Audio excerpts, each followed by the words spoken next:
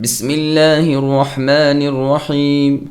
شروع کرتا ہوں اللہ کے نام سے جو بے انتہا مہربان نہایت رحم والے ہیں۔ سبحان الذي اسرا بعبده ليلا من المسجد الحرام الى المسجد الاقصى الذي باركنا حوله لنريه من آياتنا انه هو السميع البصير۔ پاک ہے وہ اللہ تعالیٰ جو اپنے بندے محمد صلی اللہ علیہ وسلم کو رات ہی رات میں مسجد حرام سے مسجد اقصیٰ تک لے گئے، جس کے آس پاس ہم نے برکت دے رکھی ہے، اس لیے کہ ہم انہیں اپنی قدرت کے بعض نمونے دکھائیں۔ یقیناً اللہ ہی خوب سننے دیکھنے والے ہیں۔ سامعین، اب ان آیتوں کی تفسیر سماعت کیجیے۔ سورہ بنی اسرائیل کی فضیلت۔ صحیح بخاری میں عبداللہ بن مسعود رضی اللہ عنہ سے مروی ہے کہ سورہ بنی اسرائیل اور سورہ کہف اور سورہ مریم سب سے پہلی، سب سے بہتر اور بڑی فضیلت والی ہیں۔ مسند احمد نے سنن ترمذی میں ام المؤمنین عائشہ رضی اللہ عنہا سے مروی ہے، فرماتی ہیں کہ رسول اللہ صلی اللہ علیہ وسلم نفلی روزے کبھی تو اس طرح پے در پے لگاتار رکھتے چلے جاتے کہ ہم اپنے دل میں کہتے شاید رسول اللہ یہ پورا مہینہ روزوں ہی میں گزار دیں گے، اور کبھی کبھی بالکل ہی نہ رکھتے، یہاں تک کہ ہم سمجھ لیتے کہ شاید آپ اس مہینے میں روزے رکھیں گے ہی نہیں۔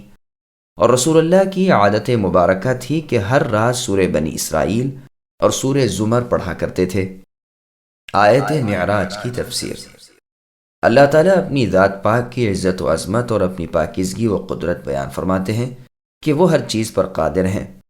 اللہ کی سی قدرت کسی کو نہیں، وہی عبادتوں کے لائق اور صرف وہی ساری مخلوق کی پرورش کرنے والے ہیں۔ وہ اپنے بندے یعنی محمد مصطفیٰ صلی اللہ علیہ وسلم کو ایک ہی رات کے ایک حصے میں مکہ مکرمہ کی مسجد سے بیت المقدس کی مسجد تک لے گئے، جو ابراہیم خلیل اللہ علیہ السلام کے زمانے سے انبیاء کا مرکز رہا۔ اسی لیے تمام انبیاء علیہم السلام وہیں آپ کے پاس جمع کیے گئے، اور رسول اللہ نے وہیں انہی کی جگہ ان سب کی امامت کی، جو دلیل ہے اس امر کی کہ امام اعظم رئیس مقدم محمد صلی اللہ علیہ وسلم ہی ہیں، صلوات اللہ وسلامہ علیہ وعلیہم اجمعین۔ اس مسجد کے ارد گرد ہم نے برکت دے رکھی ہے، پھل پھول، کھیت اور باغات وغیرہ سے، یہ اس لیے کہ ہمارا ارادہ اپنے اس محترم رسول محمد صلی اللہ علیہ وسلم کو اپنی زبردست نشانیاں دکھانے کا تھا، جو رسول اللہ نے اس رات ملاحظہ فرمائیں۔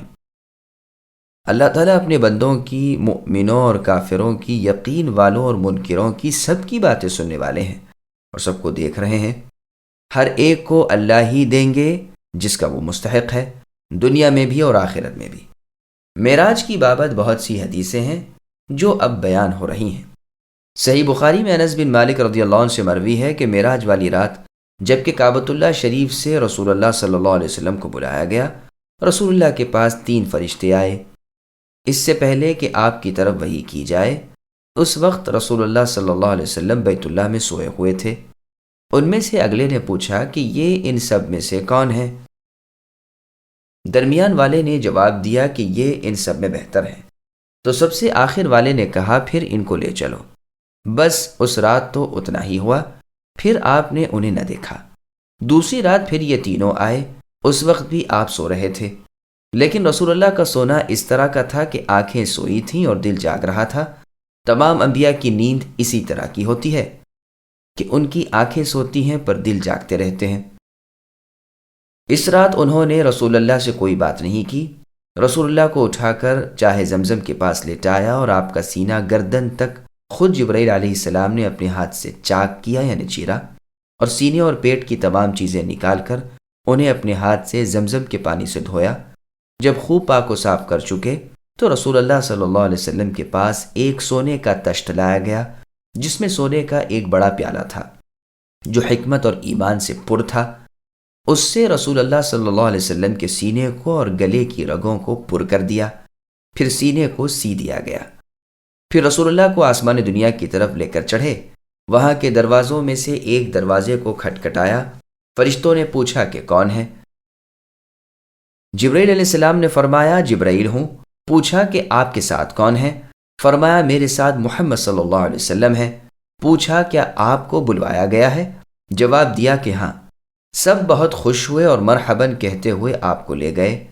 آسمانی فرشتے بھی کچھ نہیں جانتے کہ زمین پر اللہ تعالیٰ کیا کچھ کرنا چاہتے ہیں جب تک کہ انہیں معلوم نہ کرا دیا جائے۔ رسول اللہ نے آسمان دنیا پر آدم علیہ السلام کو پایا۔ جبرائیل علیہ السلام نے تعارف کرایا کہ یہ آپ کے والد آدم علیہ السلام ہیں، انہیں سلام کیجیے۔ رسول اللہ نے سلام کیا۔ آدم علیہ السلام نے جواب دیا، مرحباً کہا اور فرمایا آپ میرے بہت ہی اچھے بیٹے ہیں۔ وہاں 2 نہریں جاری دیکھ کر رسول اللہ صلی اللہ علیہ وسلم نے جبریل علیہ السلام سے دریافت کیا کہ یہ نہریں کیا ہیں؟ جبریل علیہ السلام نے جواب دیا کہ یہ نیل اور فرات کا عنصر۔ پھر رسول اللہ صلی اللہ علیہ وسلم کو جبریل آسمان میں لے چلے۔ رسول اللہ نے ایک اور نہر دیکھی جس پر لؤلؤ اور موتیوں کے بالا خانے تھے، جس کی مٹی خالص مشک تھی۔ پوچھا یہ کون سی نہر ہے؟ جواب ملا کہ یہ نہر کوثر ہے، یہ آپ کے پروردگار نے آپ کے لیے تیار کر رکھی ہے۔ پھر رسول اللہ کو دوسرے آسمان پر لے گئے، وہاں کے فرشتوں سے بھی وہی باتیں ہوئی۔ پھر آپ کو تیسرے آسمان پر لے گئے، وہاں کے فرشتوں سے بھی وہی سوال جواب وغیرہ ہوئے جو آسمان اول پر اور دوسرے آسمان پر ہوئے تھے۔ پھر آپ کو چوتھے آسمان پر چڑھایا گیا، ان فرشتوں نے بھی اسی طرح پوچھا اور جواب پایا وغیرہ۔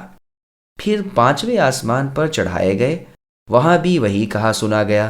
پھر 6 پر اور پھر 7ویں آسمان پر گئے، وہاں بھی یہی بات چیت ہوئی۔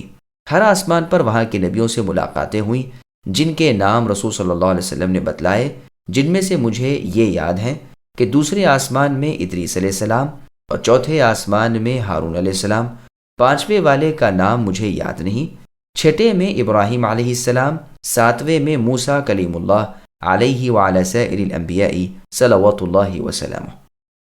جب رسول اللہ یہاں سے بھی اونچے چلے یعنی 7ویں آسمان سے، تو موسیٰ علیہ السلام نے کہا اے اللہ، میرا خیال تھا کہ مجھ سے بلند تر آپ کسی کو نہ کریں گے۔ اب رسول اللہ اس بلندی پر پہنچے جس کا علم اللہ تعالیٰ ہی کو ہے، یہاں تک کہ سدرۃ المنتہا تک پہنچے اور اللہ تعالیٰ آپ سے بہت ہی نزدیک ہوئے، بقدر 2 کمان کے بلکہ اس سے بھی کم فاصلے پر۔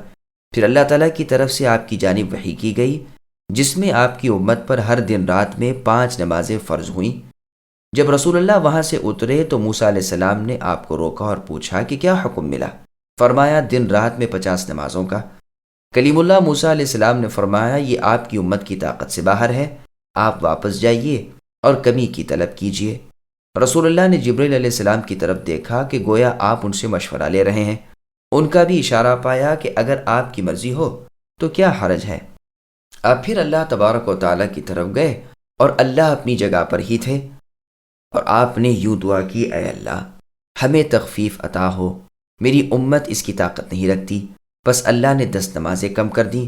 پھر آپ واپس لوٹے۔ موسیٰ علیہ السلام نے پھر آپ کو روکا اور سن کر فرمایا جائیے اور کم کرائیے۔ رسول اللہ پھر گئے، پھر کم ہوئیں، یہاں تک کہ آخر میں 5 رہ گئیں۔ موسیٰ علیہ السلام نے پھر بھی فرمایا کہ دیکھیے میں اپنی قوم بنی اسرائیل میں ایک عمر گزار چکا ہوں، انہیں اس سے بھی کم کا حکم تھا لیکن پھر بھی وہ بے طاقت ثابت ہوئے اور اسے چھوڑ بیٹھے۔ آپ کی امت تو ان سے بھی ضعیف ہے، جسم کے اعتبار سے بھی اور دل بدن آنکھ کان کے اعتبار سے بھی۔ آپ پھر جائیے اور اللہ تعالیٰ سے تخفیف کی طلب کیجیے۔ رسول اللہ نے پھر حسب عادت جبرائیل علیہ السلام کی طرف دیکھا۔ جبرائیل علیہ السلام آپ کو پھر اوپر لے گئے۔ آپ نے اللہ تعالیٰ سے عرض کی کہ اے اللہ میری امت کے جسم، دل، کان، آنکھیں اور بدن کمزور ہیں، ہم سے اور بھی تخفیف کیجیے۔ اسی وقت اللہ تعالیٰ نے فرمایا کہ اے محمد صلی اللہ علیہ وسلم، آپ نے جواب دیا لبیک و سعدیک کہ میں حاضر ہوں اور خوش بختی آپ کے ہاتھ میں ہے۔ اللہ نے فرمایا سنیے میری باتیں بدلتی نہیں، جو میں نے اب مقرر کیا ہے یہی میں الکتاب میں لکھ چکا ہوں۔ یہ 5 ہیں پڑھنے کے اعتبار سے اور 50 ہیں ثواب کے اعتبار سے۔ جب رسول اللہ صلی اللہ علیہ وسلم واپس آئے، موسیٰ علیہ السلام نے کہا کہیے سوال منظور ہوا؟ رسول اللہ نے فرمایا ہاں کمی ہو گئی، یعنی 5 پر ثواب 50 کا مل گیا، ہر نیکی کا ثواب 10 گنا عطا فرمایا جانے کا وعدہ ہو گیا۔ موسیٰ علیہ السلام نے پھر فرمایا کہ میں بنی اسرائیل کا تجربہ کر چکا ہوں، انہوں نے اس سے بھی ہلکے حکام کو ترک کر دیا تھا، آپ پھر جائیے اور پروردگار سے کمی طلب کیجیے۔ رسول اللہ صلی اللہ علیہ وسلم نے جواب دیا کہ اے کلیم اللہ موسیٰ، میں گیا آیا اب تو مجھے شرم سی ہوتی ہے۔ آپ نے فرمایا اچھا پہ تشریف لے جائیے، بسم اللہ کیجیے۔ اب جب آپ جاگے تو آپ مسجد الحرام میں تھے، صحیح بخاری میں یہ حدیث کتاب التوحید میں بھی ہے اور صفت النبی صلی اللہ علیہ وسلم میں بھی ہے۔ یہی روایت شریک ابن عبداللہ ابن ابی نمر سے مروی ہے، لیکن انہوں نے اضطراب کر دیا، اپنے حافظے کی کمزوری کی وجہ سے بالکل ٹھیک ضبط نہیں رکھا۔ ان احادیث کے آخر میں اس کا بیان آئے گا انشاءاللہ۔ بعض اسے واقع خواب بیان کرتے ہیں، شاید اس جملے کی بنا پر جو اس کے آخر میں وارد ہے کہ آپ سے کہا گیا تشریف لے جائیے، بسم اللہ کیجیے۔ اب جب آپ جاگے تو آپ مسجد الحرام میں تھے، واللہ اعلم۔ کیا رسول اللہ صلی اللہ علیہ وسلم نے شب معراج اللہ تعالیٰ کو دیکھا؟ حافظ ابو بکر بیہقی رحمہ اللہ اس حدیث کے اس جملے کو، جس میں ہے کہ پھر اللہ تبارک و تعالیٰ قریب ہوئے اور اتر آئے، پس بقدر 2 کمان کے ہو گئے بلکہ اور نزدیک، شریک نامی راوی کی وہ زیادتی بتلاتے ہیں جس میں وہ منفرد ہیں۔ اسی لیے بعض حضرات نے کہا ہے کہ آپ نے اس رات اللہ عز و جل کو دیکھا، لیکن عائشہ، ابن مسعود، ابو ہریرہ رضی اللہ عنہم ان آیتوں کو اس پر محمول کرتے ہیں کہ آپ نے جبریل علیہ السلام کو دیکھا۔ یہی زیادہ صحیح ہے اور امام بیہقی کا فرمان بالکل حق ہے۔ اور روایت میں ہے کہ جب آپ سے ابو ذر رضی اللہ عنہ نے سوال کیا کہ آپ نے اللہ تعالیٰ کو دیکھا ہے تو رسول اللہ نے فرمایا، وہ اللہ تو نور ہے، میں اللہ کو کیسے دیکھ سکتا ہوں؟ اور روایت میں ہے کہ میں نے نور دیکھا ہے۔ اور سورہ نجم میں ہے ثم دنا فتدلی، یعنی پھر وہ اللہ تعالیٰ نزدیک ہوئے اور اتر آئے۔ اس سے مراد اللہ نہیں بلکہ جبریل علیہ السلام ہے، جیسے کہ ان تینوں صحابیوں کا بیان ہے۔ صحابہ میں سے تو کوئی اس آیت کی اس تفسیر میں ان کا مخالف نظر نہیں آتا۔ ان حدیث سے نبی صلی اللہ علیہ وسلم کے معراج کی رات اپنے رب کو دیکھنے کی نفی ضرور ہو رہی ہے، اور صحابہ کرام کا موقف بھی یہی نظر آتا ہے۔ تاہم آخرت میں تمام اہل ایمان مردوں اور عورتوں کا اللہ تعالیٰ کے بزرگ اور خوبصورت چہرے کے دیدار کے بارے میں کئی ایک احادیث وارد ہوئی ہیں، اور جس پر تمام اہل السنہ ائمہ اہل الحدیث کا اجماع اور اتفاق ہو چکا ہے کہ آخرت میں اللہ کے چہرے کا دیدار اہل ایمان مردوں عورتوں کو نصیب ہوگا۔ اللہ ہم سب کو اپنا دیدار کروائے۔ اسی طرح وہ حدیث بھی جو سنن ترمذی کی سورہ صاد کی تفسیر کے ضمن میں آئی ہے، جس میں ہے کہ اللہ کے نبی صلی اللہ علیہ وسلم نے اپنے رب کو بہترین صورت میں دیکھا، تو آپ کا اپنے رب کو دیکھنا اس حدیث میں خواب کے اندر تھا، نہ کہ بیداری کی حالت میں سر کی آنکھوں سے، واللہ اعلم۔ واقع معراج اور امام احمد رحمہ اللہ کی نقل کردہ روایت۔ مسند احمد میں ہے رسول اللہ صلی اللہ علیہ وسلم فرماتے ہیں، میرے پاس براق لایا گیا جو گدھے سے اونچا اور خچر سے نیچے کا تھا، جو ایک ایک قدم اتنی دور رکھتا تھا جتنی دور اس کی نگاہ پہنچے۔ میں اس پر سوار ہوا، وہ مجھے لے چلا، میں بیت المقدس پہنچا اور اسی کنڈے میں اسے باندھا جہاں انبیاء باندھا کرتے تھے۔ پھر میں نے مسجد میں جا کر 2 رکعت نماز ادا کی۔ جب وہاں سے نکلا تو جبرائیل علیہ السلام میرے پاس ایک برتن میں شراب لائے اور ایک میں دودھ لائے۔ میں نے دودھ کو پسند کر لیا۔ جبرائیل علیہ السلام نے فرمایا، آپ فطرت تک پہنچ گئے۔ پھر اوپر والی حدیث بیان کی، یعنی صحیح بخاری والی۔ آسمان اول پر میں پہنچا، اس کا کھلوانا، فرشتوں کا دریافت کرنا، جواب پانا، ہر آسمان پر اسی طرح ہونا بیان ہے۔ پہلے آسمان پر آدم علیہ السلام سے ملاقات ہوئی، جنہوں نے مرحباً کہا اور دعائے خیر کی۔ دوسرے آسمان پر یحییٰ اور عیسیٰ علیہ السلام سے ملاقات ہونے کا ذکر ہے، جو دونوں آپس میں خالہ زاد بھائی تھے۔ ان دونوں نے بھی آپ کو مرحباً کہا اور دعائے خیر دی۔ پھر تیسرے آسمان پر یوسف علیہ السلام سے ملاقات ہوئی، جنہیں آدھا حسن یعنی آدھی خوبصورتی دی گئی، آپ نے بھی مرحباً کہا، نیک دعا کی۔ پھر چوتھے آسمان پر ادریس علیہ السلام سے ملاقات ہوئی، جن کی بابت فرمان باری تعالیٰ ہے سورہ مریم کی آیت نمبر 57 میں، وَرَفَعْنَاهُ مَكَانًا عَلِيًّا، یعنی ہم نے اپنے بندے ادریس کو اونچی جگہ اٹھا لیا ہے۔ پانچویں آسمان پر ہارون علیہ السلام سے ملاقات ہوئی۔ چھٹے آسمان پر موسیٰ علیہ السلام سے ملاقات ہوئی۔ ساتویں آسمان پر ابراہیم علیہ السلام کو بیت المعمور سے تکیہ لگائے بیٹھے ہوئے دیکھا۔ بیت المعمور میں ہر روز 70,000 فرشتے جاتے ہیں، مگر جو آج گئے ان کی باری پھر قیامت تک نہیں آنے کی۔ پھر سدرۃ المنتہا تک پہنچے، جس کے پتے ہاتھی کے کانوں کے برابر تھے اور جس کے پھل مٹکے جیسے۔ اسے امر الہی نے ڈھک رکھا تھا، اس خوبی کا کوئی بیان نہیں کر سکتا۔ پھر وحی ہونے کا اور 50 نمازوں کے فرض ہونے کا اور موسیٰ علیہ السلام کے مشورے پر واپس جا کر کمی کرا کر 5 تک پہنچنے کا بیان ہے۔ اس میں ہر بار کے سوال پر 5 کی کمی کا ذکر ہے۔ اس میں یہ بھی ہے کہ آخر میں آپ سے فرمایا گیا، جو نیکی کا ارادہ کرے اگر وہ اس کو نہ کر سکے تب بھی اسے ایک نیکی کا ثواب مل جاتا ہے، اور اگر کر لے تو 10 نیکیوں کا ثواب ملتا ہے، اور گناہ کے صرف ارادے سے گناہ نہیں لکھا جاتا، اور کر لینے سے ایک ہی گناہ لکھا جاتا ہے۔ یہ روایت صحیح مسلم میں بھی موجود ہے۔ اس حدیث سے یہ بھی معلوم ہوا کہ جس رات رسول اللہ کو اسراء بیت اللہ سے بیت المقدس تک ہوا، یعنی آپ کو جو خانہ کعبہ سے بیت المقدس تک لے جایا گیا، اسی رات معراج بھی ہوئی، یعنی اسی رات آپ کو آسمانوں کی طرف بھی چڑھایا گیا، اور یہی حق ہے جس میں کوئی شک و شبہ نہیں۔ مسند احمد میں ہے کہ براق کو لگام بھی تھی اور زین بھی تھی۔ جب وہ سواری کے وقت کس مسایا تو جبریل علیہ السلام نے براق سے مخاطب ہو کر کہا، کیا کر رہا ہے؟ اللہ کی قسم تجھ پر رسول اللہ صلی اللہ علیہ وسلم سے پہلے آپ سے زیادہ بزرگ شخص کوئی سوار نہیں ہوا، پس براق پسینوں پسینوں ہو گیا۔ سنن نبی داؤد اور مسند احمد میں ہے رسول اللہ فرماتے ہیں، جب مجھے میرے رب عز و جل کی طرف چڑھایا گیا یعنی آسمانوں کی جانب، تو میرا گزر ایسے لوگوں پر ہوا جن کے تانبے کے ناخن تھے، جن سے وہ اپنے چہروں اور سینوں کو نوچ اور چھیل رہے تھے۔ میں نے دریافت کیا کہ یہ کون لوگ ہیں؟ تو جواب دیا گیا کہ یہ وہ ہیں جو لوگوں کا گوشت کھاتے تھے اور ان کی عزت آبرو کے در پہ رہتے تھے، یعنی لوگوں کی غیبتیں کرنے میں مشغول رہا کرتے اور بیجا غیبت کرتے، حق پر مبنی غیبتیں نہ کرتے، جس کے جواز پر بے شمار احادیث آئی ہیں۔ واقعہ معراج اور سنن نبی داؤد کی نقل کردہ روایت۔ سنن نبی داؤد میں ہے کہ معراج والی رات جب میں موسیٰ علیہ السلام کی قبر سے گزرا تو میں نے انہیں وہاں نماز میں کھڑا پایا۔ یہ روایت صحیح مسلم مسند احمد میں بھی ہے۔ ابو بکر رضی اللہ عنہ نے رسول صلی اللہ علیہ وسلم سے مسجد اقصیٰ کے نشانات پوچھے، جو آپ نے بتانے شروع کیے ہی تھے کہ صدیق اکبر رضی اللہ عنہ کہنے لگے، آپ بجا ارشاد فرما رہے ہیں اور سچے ہیں، میری گواہی ہے کہ آپ اللہ کے رسول ہیں۔ ابو بکر رضی اللہ عنہ نے اسے دیکھ رکھا تھا، یعنی مسجد اقصیٰ کو۔ سنن نسائی میں ایک اور روایت کا ذکر، اور روایت میں ہے کہ رسول اللہ صلی اللہ علیہ وسلم نے فرمایا، جب میں براق پر جبریل علیہ السلام کی معیت میں چلا تو ایک جگہ انہوں نے مجھ سے فرمایا، یہیں اتر کر نماز ادا کیجیے۔ جب میں نماز پڑھ چکا تو فرمایا، جانتے ہو یہ کون سی جگہ ہے؟ یہ طیبہ یعنی مدینہ ہے، یہی ہجرت گاہ ہے۔ پھر ایک اور جگہ مجھ سے نماز پڑھوائی اور فرمایا، یہ طور سینا ہے، جہاں اللہ تعالیٰ نے موسیٰ علیہ السلام سے کلام کیا یعنی بات کی۔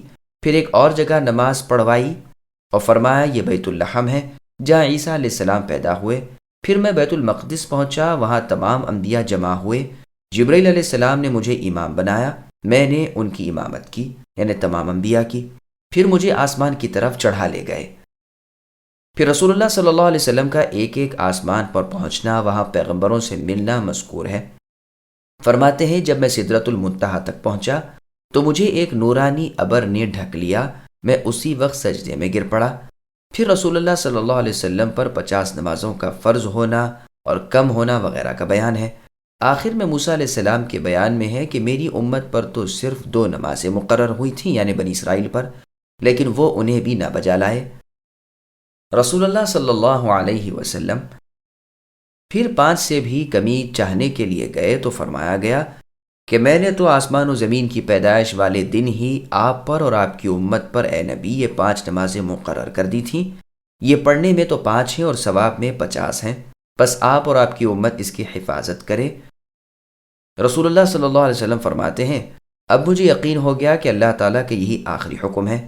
پھر جب میں موسیٰ علیہ السلام کے پاس پہنچا تو آپ نے مجھے پھر واپس لوٹنے کا مشورہ دیا، لیکن چونکہ میں معلوم کر چکا تھا کہ اللہ تعالیٰ کا حتمی حکم ہے، اس لیے میں پھر اللہ تعالیٰ کے پاس نہ گیا۔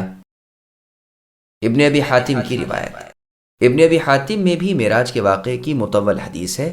اس میں یہ بھی ہے کہ جب آپ بیت المقدس کی مسجد کے پاس اس دروازے پر پہنچے جسے باب محمد صلی اللہ علیہ وسلم کہا جاتا ہے، وہیں ایک پتھر تھا جسے جبرائیل علیہ السلام نے اپنی انگلی لگائی تو اس میں سوراخ ہو گیا۔ وہیں آپ نے اپنے اس جانور کو جس پر آپ سوار تھے یعنی براق کو باندھا اور مسجد پر چڑھ گئے۔ بیچوں بیچ پہنچ جانے کے بعد جبرائیل علیہ السلام نے کہا، آپ نے اللہ تعالیٰ سے یہ آرزو کی ہے کہ وہ آپ کو حوریں دکھائے؟ آپ نے فرمایا ہاں۔ کہا، آئیے وہ یہ ہیں، سلام کیجیے۔ وہ صخرے کے بائیں جانب بیٹھی ہوئی تھیں، میں نے وہاں پہنچ کر انہیں سلام کیا، سب نے میرے سلام کا جواب دیا۔ میں نے پوچھا، تم سب کون ہو؟ انہوں نے کہا، ہم نیک سیرت خوبصورت حوریں ہیں، ہم بیویاں ہیں، اللہ تعالیٰ کے ان پرہیزگار بندوں کی جو نیککار ہیں، جو گناہوں کے میل کچیل سے دور ہیں، جو پاک کر کے ہمارے پاس لائے جائیں گے پھر نہ نکالے جائیں گے، ہمارے پاس ہی رہیں گے، کبھی جدا نہ ہوں گے، ہمیشہ زندہ رہیں گے، کبھی نہ مریں گے۔ میں ان کے پاس سے چلا آیا، وہیں لوگ جمع ہونا شروع ہو گئے، اور ذرا ہی دیر میں بہت سے آدمی جمع ہو گئے۔ مؤذن نے اذان کہی، تکبیر ہوئی، اور ہم سب کھڑے ہو گئے، منتظر تھے کہ امامت کون کرے گا، کہ جبرائیل علیہ السلام نے میرا ہاتھ پکڑ کر مجھے آگے کر دیا۔ میں نے انہیں نماز پڑھائی۔ جب فارغ ہوا تو جبرائیل علیہ السلام نے کہا، جانتے بھی ہیں کن کو آپ نے نماز پڑھائی؟ میں نے کہا نہیں۔ فرمایا، آپ کے پیچھے آپ کی یہ سب مقتدی اللہ تعالیٰ کے پیغمبر تھے جنہیں اللہ تعالیٰ مبعوث فرما چکے ہیں۔ پھر میرا ہاتھ تھام کر آسمان کی طرف لے چلے۔ پھر بیان ہے کہ دروازے آسمانوں کے کھلوائے، فرشتوں نے سوال کیا، جواب پا کر دروازے کھولے وغیرہ۔ پہلے آسمان پر آدم علیہ السلام سے ملاقات ہوئی۔ انہوں نے فرمایا، میرے بیٹے اور نیک نبی کو مرحباً ہو، یعنی خوش آمدید۔ اس میں چوتھے آسمان پر ادریس علیہ السلام سے ملاقات کرنے کا بھی ذکر ہے۔ ساتویں آسمان پر ابراہیم علیہ السلام سے ملنے اور ان کے بھی وہی فرمانے کا ذکر ہے جو آدم علیہ السلام نے فرمایا تھا۔ پھر مجھے وہاں سے بھی اونچے لے گئے۔ میں نے ایک نہر دیکھی جس میں لؤلؤ، یاقوت اور زبرجد کے جام تھے، اور بہترین خوش رنگ سبز پرندے تھے۔ میں نے کہا، یہ تو نہایت ہی نفیس پرند ہے۔ جبریل علیہ السلام نے فرمایا، ہاں، ان کے کھانے والے ان سے بھی کہیں زیادہ اچھے ہیں۔ پھر فرمایا، معلوم بھی ہے یہ کون سی نہر ہے؟ میں نے کہا نہیں۔ فرمایا، وہ نہر کوثر ہے جو اللہ تعالیٰ نے آپ کو عطا کر رکھی ہے۔ اس میں سونے چاندی کے آب خورے تھے جو یاقوت و زمرد سے جڑاؤ تھے۔ اس کا پانی دودھ سے زیادہ سفید تھا۔ میں نے ایک سونے کا پیالہ لے کر پانی بھر کر پیا تو وہ شہد سے بھی زیادہ میٹھا تھا اور مشک سے بھی زیادہ خوشبودار تھا۔ جب میں اس سے بھی اوپر پہنچا تو ایک نہایت خوش رنگ بادل نے مجھے آ گھیرا جس میں مختلف رنگ تھے۔ جبرائیل علیہ السلام نے تو مجھے چھوڑ دیا اور میں اللہ تعالیٰ کے سامنے سجدے میں گر پڑا۔ پھر 50 نمازوں کے فرض ہونے کا بیان ہے۔ پھر آپ واپس ہوئے۔ ابراہیم علیہ السلام نے تو کچھ نہ فرمایا، لیکن موسیٰ علیہ السلام نے آپ کو سمجھا بجھا کر واپس طلب تخفیف کے لیے بھیجا۔ الغرض اسی طرح آپ کا بار بار آنا، بادل میں ڈھک جانا، دعا کرنا، تخفیف ہونا، ابراہیم علیہ السلام سے ملتے ہوئے آنا اور موسیٰ علیہ السلام سے بیان کرنا، یہاں تک کہ 5 نمازوں کا رہ جانا بیان ہے وغیرہ۔ رسول اللہ فرماتے ہیں، پھر جبرائیل علیہ السلام مجھے لے کر نیچے اترے۔ میں نے ان سے پوچھا کہ جس آسمان پر میں پہنچا وہاں کے فرشتوں نے خوشی ظاہر کی، ہنس ہنس کر مسکراتے ہوئے مجھ سے ملے، بجز ایک فرشتے کے کہ اس نے میرے سلام کا جواب تو دیا، مجھے مرحباً بھی کہا، لیکن مسکرائے نہیں۔ یہ کون ہے اور اس کی کیا وجہ ہے؟ جبرائیل علیہ السلام نے فرمایا، وہ مالک ہیں، جہنم کے داروغہ ہیں۔ اپنے پیدا ہونے سے لے کر آج تک وہ ہنسے ہی نہیں اور قیامت تک ہنسیں گے بھی نہیں، کیونکہ ان کی خوشی کا یہی ایک بڑا موقع تھا۔ واپسی میں قریشیوں کے ایک قافلے کو دیکھا جو غلہ لادے جا رہا تھا۔ اس میں ایک اونٹ تھا جس پر ایک سفید اور ایک سیاہ بورا تھا۔ جب آپ اس کے قریب سے گزرے تو وہ چمک گیا اور مڑ گیا، گر پڑا اور لنگڑا ہو گیا۔ آپ اسی طرح اپنی جگہ پہنچا دیے گئے۔ صبح آپ نے اپنے اس معراج کا ذکر لوگوں سے مکے میں کیا۔ مشرکوں نے جب یہ سنا تو وہ سیدھے ابوبکر رضی اللہ عنہ کے پاس پہنچے اور کہنے لگے، لو، تمہارے ساتھی محمد صلی اللہ علیہ وسلم تو کہتے ہیں کہ وہ آج کی ایک ہی رات میں مہینے بھر کے فاصلے کے مقام بیت المقدس تک ہو آئے ہیں۔ ابوبکر رضی اللہ عنہ نے جواب دیا کہ اگر فی الواقع رسول اللہ نے فرمایا ہو تو رسول اللہ سچے ہیں، ہم تو اس سے بھی بڑی بات میں آپ کو سچا جانتے ہیں۔ ہم مانتے ہیں کہ آپ کو آن کی آن میں آسمان سے خبریں پہنچتی ہیں۔ مشرکوں نے رسول اللہ صلی اللہ علیہ وسلم سے کہا کہ آپ اپنی سچائی کی کوئی علامت بھی پیش کر سکتے ہیں؟ رسول اللہ نے فرمایا، ہاں، میں نے راستے میں فلاں فلاں جگہ قریش کا قافلہ دیکھا ہے۔ ان کا ایک اونٹ جس پر سفید و سیاہ رنگ کے 2 بورے ہیں، وہ ہمیں دیکھ کر بھڑکا، گھوما اور چکر کھا کر گر پڑا اور ٹانگ ٹوٹ گئی۔ جب وہ قافلہ آیا تو لوگوں نے ان سے جا کر پوچھا کہ راستے میں کوئی نئی بات تو نہیں ہوئی؟ انہوں نے کہا، ہاں ہوئی، فلاں اونٹ فلاں جگہ اس طرح گرا وغیرہ۔ کہتے ہیں کہ ابوبکر رضی اللہ عنہ کی اسی تصدیق کی وجہ سے انہیں صدیق کہا گیا ہے۔ پھر رسول اللہ صلی اللہ علیہ وسلم سے لوگوں نے سوال کیا کہ آپ نے تو عیسیٰ علیہ السلام اور موسیٰ علیہ السلام سے بھی ملاقات کی ہے، ان کے حلیے تو بیان کیجئے۔ رسول اللہ نے فرمایا، ہاں، موسیٰ علیہ السلام تو گندم گون رنگ کے ہیں جیسے کہ ازد عمان نامی علاقے کے آدمی ہوتے ہیں، اور عیسیٰ علیہ السلام درمیانہ قد کے کچھ سرخی مائل رنگ کے ہیں، اور ایسا معلوم ہوتا ہے کہ گویا ان کے بالوں سے پانی کے قطرے ٹپک رہے ہیں۔ اس سیاق میں بھی عجائب و غرائب ہیں۔ مسند احمد میں ہے، میں حتیم میں، اور روایت میں ہے کہ حجر میں سویا ہوا تھا کہ آنے والا آیا، ایک نے درمیان والے سے کہا اور وہ میرے پاس آیا اور یہاں سے یہاں تک چاک کر ڈالا، یعنی گلے کے پاس سے ناف تک، پھر مندرجہ بالا حدیثوں کے مطابق بیان کیا۔ اس میں ہے کہ چھٹے آسمان پر موسیٰ علیہ السلام سے میں نے سلام کیا، آپ نے جواب دیا اور فرمایا، نیک بھائی اور نیک نبی کو مرحباً، یعنی خوش آمدید ہو۔ جب میں وہاں سے آگے بڑھ گیا تو آپ رو دیے۔ پوچھا گیا کیسے روئے ہو؟ جواب دیا کہ اس لیے کہ جو بچہ میرے بعد نبی بنا کر بھیجا گیا مراد رسول اللہ تھی، اس کی امت بنسبت میری امت بنی اسرائیل کے جنت میں زیادہ تعداد میں جائے گی۔ اس میں ہے کہ سدرۃ المنتہا کے پاس 4 نہریں دیکھیں، 2 ظاہر اور 2 باطن۔ میں نے جبریل علیہ السلام سے پوچھا، جبریل علیہ السلام نے مجھے بتایا کہ باطنی تو جنت کی نہریں ہیں اور ظاہری نیل و فرات ہیں۔ پھر میری جانب بیت المعمور بلند کیا گیا، پھر میرے پاس شراب کا، دودھ کا اور شہد کا برتن آیا، میں نے دودھ کا برتن لے لیا، فرمایا یہ فطرت ہے جس پر آپ ہیں اور آپ کی امت ہے۔ اس میں ہے کہ جب 5 نمازیں ہی رہ گئیں اور پھر بھی کلیم اللہ موسیٰ علیہ السلام نے واپسی کا رسول اللہ کو مشورہ دیا تو رسول اللہ نے فرمایا، میں تو اپنے رب سے سوال کرتے کرتے شرما گیا، اب میں راضی ہوں اور تسلیم کر لیتا ہوں۔ یہ روایت صحیح بخاری، مسلم اور صحیح ابن حبان میں بھی ہے۔ ایک اور روایت کا ذکر صحیح بخاری، صحیح مسلم میں ہے کہ رسول اللہ صلی اللہ علیہ وسلم نے فرمایا، میرے گھر کی چھت کھول دی گئی، میں اس وقت مکے میں تھا۔ اس حدیث میں ہے کہ جب میں جبریل علیہ السلام کے ساتھ آسمان دنیا پر چڑھا تو میں نے دیکھا کہ ایک صاحب بیٹھے ہوئے ہیں جن کے دائیں بائیں بڑی بڑی جماعت ہے، وہ اپنی داہنی جانب دیکھ کر مسکرا دیتے ہیں اور ہنسنے لگتے ہیں، اور جب بائیں جانب نگاہ اٹھتی ہے تو رو دیتے ہیں۔ میں نے جبریل علیہ السلام سے دریافت کیا کہ یہ کون ہیں اور ان کے دائیں بائیں کون ہیں؟ فرمایا یہ آدم علیہ السلام ہیں اور یہ ان کی اولاد ہے۔ دائیں جانب والے جنتی ہیں اور بائیں طرف والے جہنمی ہیں، انہیں دیکھ کر خوش ہوتے ہیں اور انہیں دیکھ کر رنجیدہ۔ اس روایت میں ہے کہ ابراہیم علیہ السلام سے چھٹے آسمان پر ملاقات ہوئی۔ اس روایت میں یہ بھی ہے کہ 7ویں آسمان سے میں اور اونچا پہنچایا گیا، مستوی میں پہنچ کر میں نے قلموں کے لکھنے کی آوازیں سنی۔ اس روایت میں یہ بھی ہے کہ جب موسیٰ علیہ السلام کے مشورے سے میں طلب تخفیف کے لیے گیا تو اللہ تعالیٰ نے آدھی معاف فرما دی، پھر گیا پھر آدھی معاف ہوئیں، پھر گیا تو 5 مقرر ہوئیں۔ اس روایت میں ہے کہ سدرۃ المنتہا سے ہو کر میں جنت میں پہنچایا گیا جہاں سچے موتیوں کے خیمے تھے اور جہاں کی مٹی مشک خالص تھی۔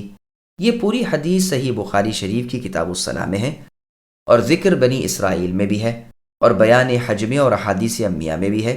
امام مسلم نے صحیح مسلم کتاب الایمان میں بھی یہ حدیث وارد فرمائی ہے۔ مسند احمد میں ہے، عبداللہ بن شقیق رحمہ اللہ نے ابو ذر رضی اللہ عنہ سے کہا کہ اگر میں رسول اللہ صلی اللہ علیہ وسلم کو دیکھتا تو کم از کم ایک بات تو ضرور پوچھ لیتا۔ ابو ذر رضی اللہ عنہ نے دریافت فرمایا کہ کیا بات ہے؟ کہا یہی کہ آپ نے اللہ تعالیٰ کو دیکھا ہے یا نہیں؟ تو ابو ذر رضی اللہ عنہ نے فرمایا یہ تو میں نے آپ سے پوچھا تھا۔ آپ نے جواب دیا کہ میں نے اللہ کے نور کو دیکھا، میں اسے کیسے دیکھ سکتا ہوں؟ اور صحیح مسلم کی روایت میں ہے کہ وہ نور ہے، میں اللہ کو کیسے دیکھ سکتا ہوں؟ ایک روایت میں ہے کہ میں نے نور دیکھا۔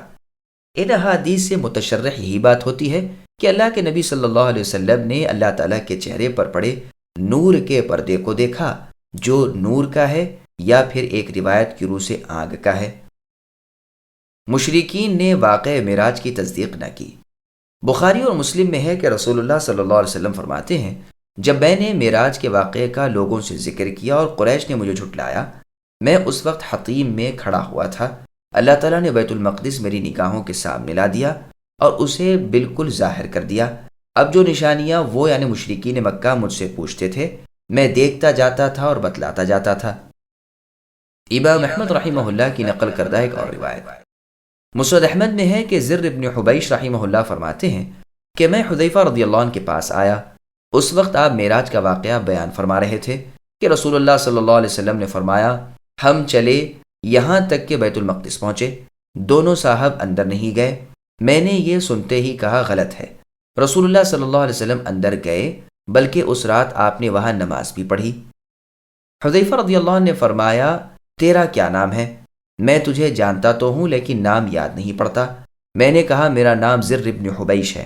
فرمایا تم نے یہ بات کیسے معلوم کر لی؟ میں نے کہا یہ تو قرآن کی خبر ہے، یعنی قرآن میں اللہ نے اطلاع دی ہے۔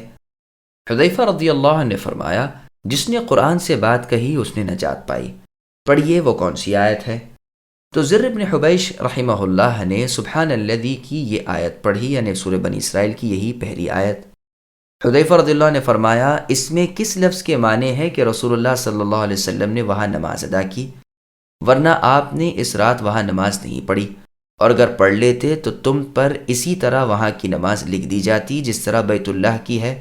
واللہ وہ دونوں براق پر ہی رہے یہاں تک کہ آسمان کے دروازے ان کے لیے کھل گئے، پس جنت دوزخ دیکھ لی اور آخرت کے وعدے کی اور تمام چیزیں، پھر ویسے کہ ویسے ہی لوٹ آئے۔ پھر آپ خوب ہنسے اور فرمانے لگے، مزہ تو یہ ہے کہ یہ لوگ کہتے ہیں کہ وہاں رسول اللہ نے براق باندھا کہ کہیں بھاگ نہ جائے، حالانکہ عالم الغیب و شہادہ اللہ تعالیٰ نے اسے آپ کے لیے مسخر کیا تھا۔ میں نے پوچھا، کیوں جناب یہ براق کیا ہے؟ کہا ایک جانور ہے سفید رنگ، لامبے قد کا، جو ایک ایک قدم اتنی دور رکھتا ہے جتنی دور نگاہ کام کرے۔ لیکن یہ یاد رہے کہ حذیفہ رضی اللہ عنہ کے محض انکار سے وہ روایتیں جن میں بیت المقدس کی نماز کا ثبوت ہے وہ مقدم ہیں اور ثابت ہیں، اور حذیفہ رضی اللہ عنہ کے موقف کی تردید میں ہیں۔ واللہ اعلم۔ امام ترمذی کی سنن ترمذی کی ایک روایت ترمذی شریف میں ہے کہ شداد ابن اوس رضی اللہ عنہ فرماتے ہیں، ہم نے رسول اللہ صلی اللہ علیہ وسلم سے پوچھا کہ اے اللہ کے رسول، اپنے معراج کی کیفیت تو بیان فرمائیے۔ رسول اللہ نے فرمایا، سنو، میں نے اپنے اصحاب کو مکے میں عشاء کی نماز دیر سے پڑھائی، پھر جبریل علیہ السلام میرے پاس سفید رنگ کا ایک جانور لائے، گدھے سے اونچا اور خچر سے نیچا، اور مجھ سے فرمایا کہ اس پر سوار ہو جائیے۔ اس نے کچھ سختی کی تو آپ نے اس کا کان مروڑا اور مجھے اس پر سوار کرا دیا۔ اس میں مدینے میں نماز پڑھنے کا بھی، پھر مدین میں اس درخت کے پاس نماز پڑھنے کا ذکر ہے جہاں موسیٰ علیہ السلام ٹھہرے تھے، پھر بیت اللحم میں نماز پڑھنے کا ذکر ہے جہاں عیسیٰ علیہ السلام پیدا ہوئے تھے، پھر بیت المقدس میں نماز پڑھنے کا، وہاں سخت پیاس لگنے کا اور دودھ اور شہد کے برتن آنے کا اور پیٹ بھر کر دودھ پینے کا ذکر ہے۔ فرماتے ہیں وہیں ایک شیخ تکیہ لگائے بیٹھے تھے جنہوں نے کہا یہ فطرت تک پہنچ گئے اور راہ یافتہ ہوئے۔ پھر ہم ایک وادی پر آئے جہاں جہنم کو میں نے دیکھا جو سخت دہکتے ہوئے انگارے کی طرح تھی۔ پھر لوٹتے ہوئے فلاں جگہ قریش کا قافلہ ہمیں ملا جو اپنے کسی گمشدہ اونٹ کی تلاش میں تھا۔ میں نے انہیں سلام کیا، بعض لوگوں نے میری آواز بھی پہچان لی اور آپس میں کہنے لگے یہ آواز تو بالکل محمد صلی اللہ علیہ وسلم کی ہے۔ پھر صبح سے پہلے میں اپنے اصحاب کے پاس مکہ مکرمہ پہنچ گیا۔ میرے پاس ابو بکر رضی اللہ عنہ آئے اور کہنے لگے اللہ کے رسول، آپ رات میں کہاں تھے؟ جہاں جہاں خیال پہنچا میں نے سب جگہ تلاش کیا لیکن آپ نہ ملے۔ میں نے کہا میں تو رات بیت المقدس ہو آیا۔ کہا وہ تو یہاں سے مہینے بھر کے فاصلے پر ہے۔ اچھا وہاں کے کچھ نشانات بیان فرمائیے۔ اسی وقت وہ میرے سامنے کر دیا گیا، گویا کہ میں اسے دیکھ رہا ہوں۔ اب جو بھی مجھ سے سوال ہوتا میں دیکھ کر جواب دے دیتا۔ بس ابو بکر رضی اللہ عنہ نے کہا کہ میری گواہی ہے کہ آپ اللہ تعالیٰ کے سچے رسول ہیں۔ لیکن کفار قریش باتیں بنانے لگے کہ ابن ابی کبشہ کو دیکھو، مراد ان کی رسول اللہ صلی اللہ علیہ وسلم کی ذات تھی۔ کہتے ہیں کہ ایک ہی رات میں بیت المقدس ہو آئے ہیں۔ آپ نے فرمایا سنو، میں تمہیں ایک نشان بتلاؤں، تمہارے قافلے کو میں نے فلاں مقام پر دیکھا، ان کا ایک اونٹ گم ہو گیا تھا جسے فلاں شخص لے آیا۔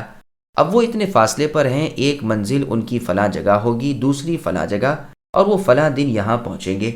ان کے قافلے میں سب سے پہلے گندمی رنگ کا اونٹ ہے جس پر سیاہ جھول پڑی ہوئی ہے، اور وہ سیاہ بوریاں اسباب کی دونوں طرف لدی ہوئی ہیں۔ رسول اللہ صلی اللہ علیہ وسلم کی اطلاع کے مطابق جب وہ دن آیا جو دن اس قافلے کے واپس پہنچنے کا رسول اللہ نے بیان فرمایا تھا، دوپہر کو لوگ دوڑے بھاگے شہر کے باہر گئے کہ دیکھیں یہ سب باتیں سچ ہیں، تو دیکھا کہ قافلہ آ رہا ہے اور واقعی وہی اونٹ آگے ہے۔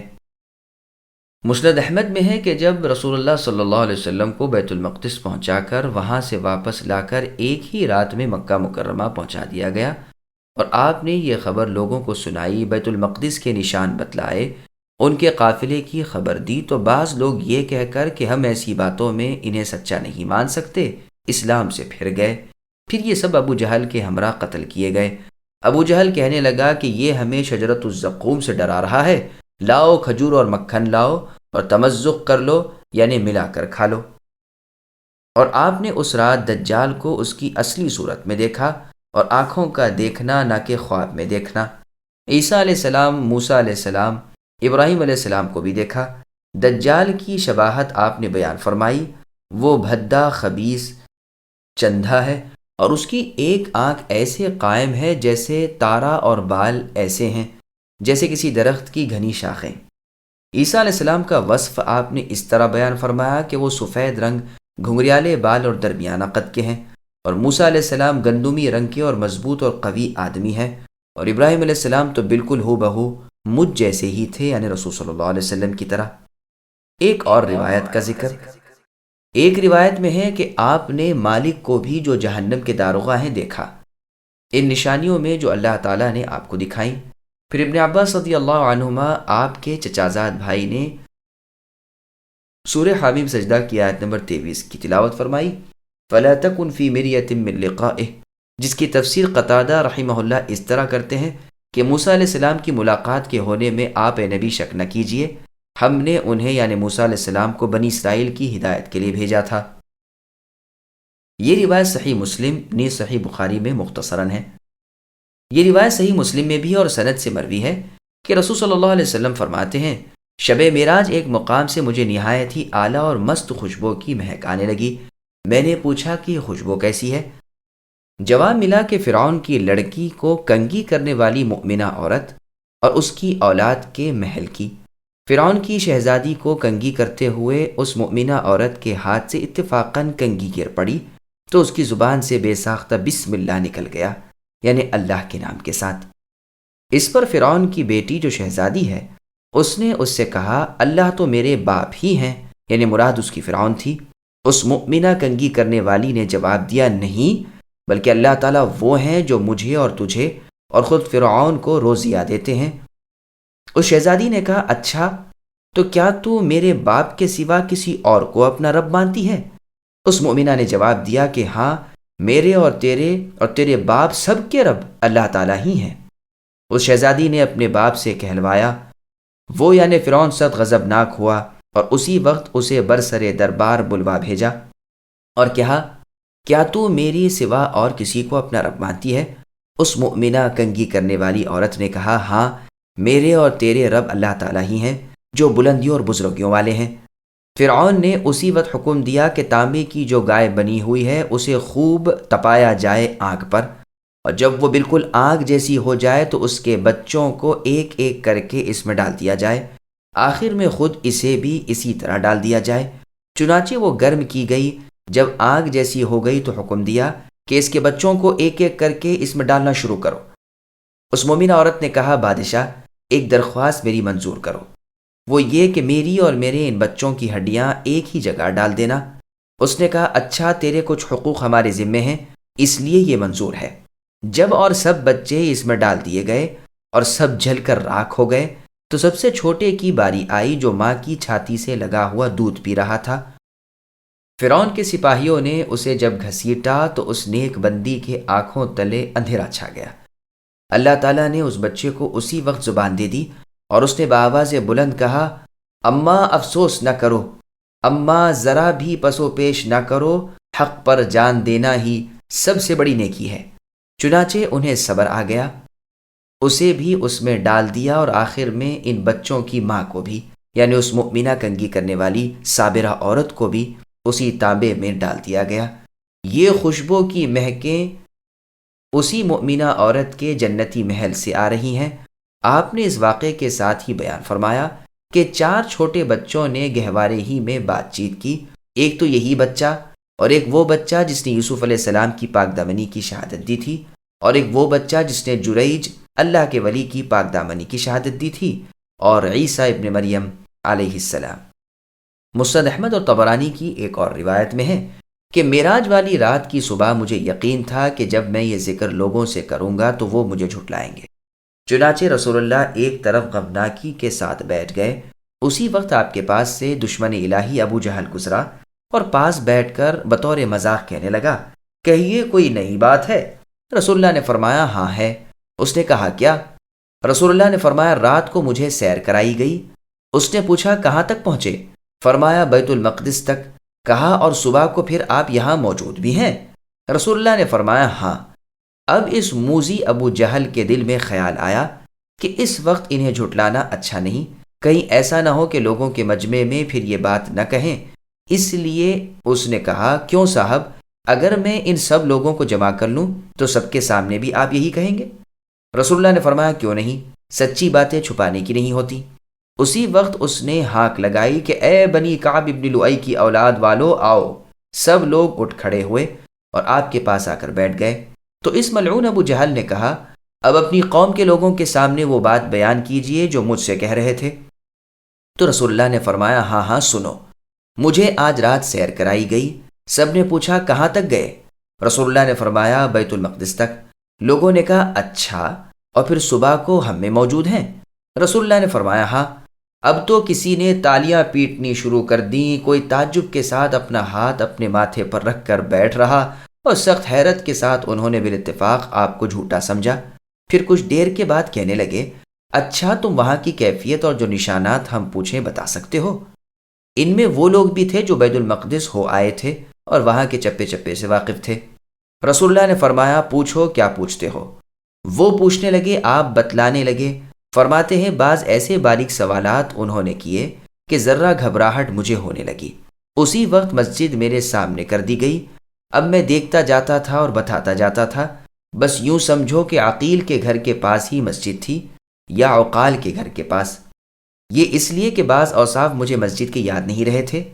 رسول اللہ کے ان نشانات کے بتلانے کے بعد سب مشرکین کہنے لگے، رسول اللہ نے اوصاف تو صاف صاف اور ٹھیک ٹھیک بتلائے، اللہ کی قسم ایک بات میں بھی غلطی نہیں کی۔